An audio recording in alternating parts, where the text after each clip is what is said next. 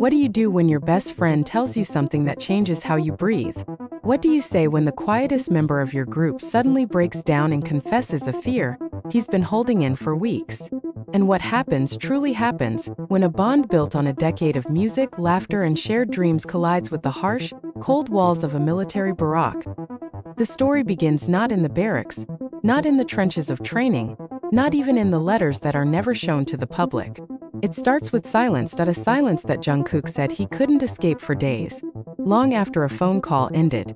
A silence that followed Taehyung's voice cracking over the line.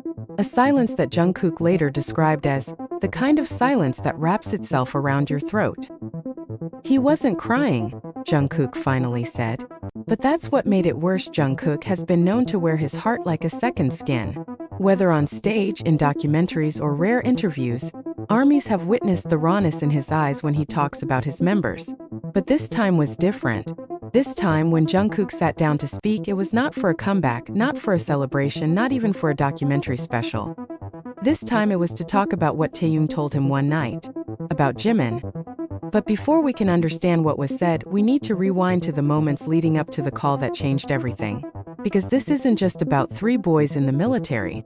This is about the storm that quietly brewed behind their public smiles, the unspoken fears that crept in during the silence of the night, and a confession that made Jungkook question everything he thought he knew about strength. A message that wasn't meant to be shared. Jungkook never intended to go public with what Taehyung told him. The only reason he's speaking now, he says, is because some truths are too heavy to carry alone. And when you hear what Taehyung said to him, you'll understand why. I thought he was getting better, Taehyung had said. But then he stopped laughing. He started waking up shaking.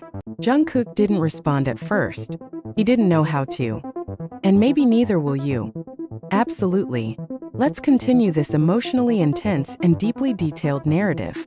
This is going to be a long-form news article, slowly building up the emotional layers, providing psychological depth, background, and immersive storytelling. This next portion continues from where we left off, digging deeper into the moment Taehyung made that revelation to Jungkook, and how it emotionally shattered the youngest BTS member.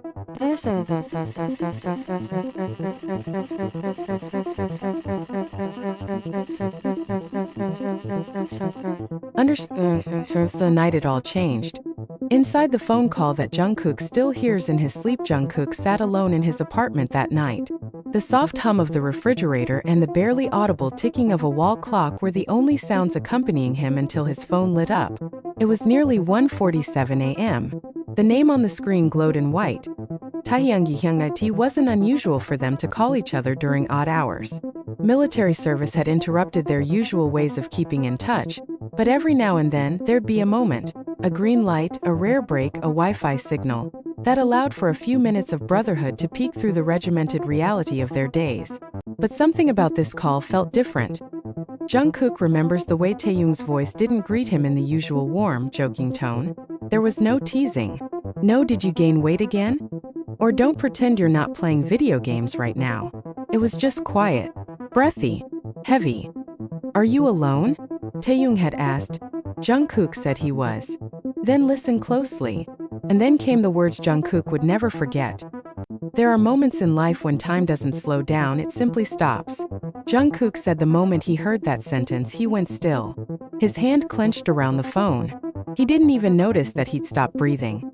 "I felt like someone had ripped my heart out through my throat," he said. Because if Taehyung was worried, really worried, that meant it was serious. He's the strongest when it comes to hiding things. But that night he couldn't hide this. Taehyung didn't jump into details. Not immediately. Jungkook had to ask 3 times before his Hyung finally gave him a fuller picture. He started withdrawing after his 3rd week, Taehyung finally admitted. He wasn't eating as much. He'd just stare at the wall after lights out. "One night, I woke up and saw him just sitting on the edge of the bed, hands trembling. His shirt was soaked, and he kept whispering something I couldn't hear." "Did you talk to him?" Jungkook had asked. "I tried," Taehyung replied, voice breaking slightly. "But he just smiled at me and said, 'I'm okay, Tae. Don't worry. It's just the training. It's nothing.' But it wasn't nothing." Jungkook would find that out in ways he never wanted to. What was Jimin hiding? That's the question Jungkook kept asking himself over the next several days after the call. What was Jimin hiding from them? From Taehyung? From him? Of all the members, Jimin had always been the most emotionally transparent, and yet the most skilled at protecting everyone else's emotions before his own. He was the one who texted goodnight first. The one who remembered everyone's birthdays even when they were apart. The one who, even during award shows, would lean over to ask, "Hyung, are you okay?" before walking on stage himself with tears in his eyes. But no one had asked Jimin if he was okay. "I started thinking back to the last time we spoke," Jungkook said. "It had been almost 3 weeks." He sounded tired, but that's normal in military life. "I didn't think anything of it." He laughed a little, said his bunkmates were fun, but he didn't mention Taehyung at all. He didn't mention much of anything. And yet, according to Taehyung, Jimin's silence wasn't peace. It was a storm brewing behind closed lips. Jungkook said he tried calling Taehyung again the next night, but the call didn't go through. For days afterward, he felt like he was carrying a time bomb in his chest. Every hour felt like a countdown toward something he didn't want to face. And when he finally heard back, what Taehyung told him shook him deeper than he thought possible. The morning Jimin collapsed. It was during a routine early morning drill. Jimin had been pushing himself harder than usual. Taehyung didn't see him fall, he only heard the shout. "By the time I got there," Taehyung told Jungkook, "he was on the ground. Pale, sweating, shaking all over. His eyes were wide open, but it was like he couldn't see me." Medics were called. He was taken to the infirmary. The diagnosis wasn't released publicly, and the military would never allow sensitive medical information to leak, especially for a public figure like Jimin. But internally, both Taehyung and Jungkook were told the same thing. He's suffering from severe exhaustion, dehydration, and stress-induced panic episodes. Jungkook had to excuse himself from the room when he heard it.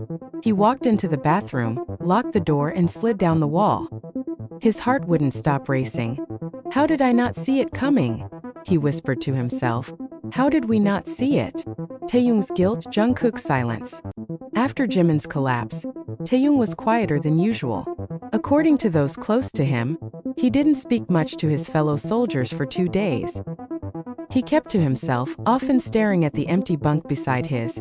And when Jungkook finally reached him again, the first thing Taehyung said was, "I should have done more." It was the kind of sentence that doesn't leave a person.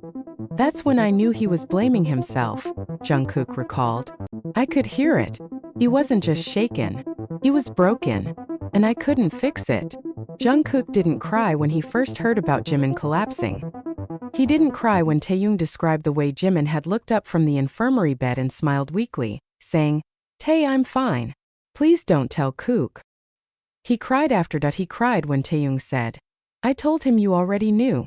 And he closed his eyes and turned away. Jungkook said that moment cut deeper than anything else.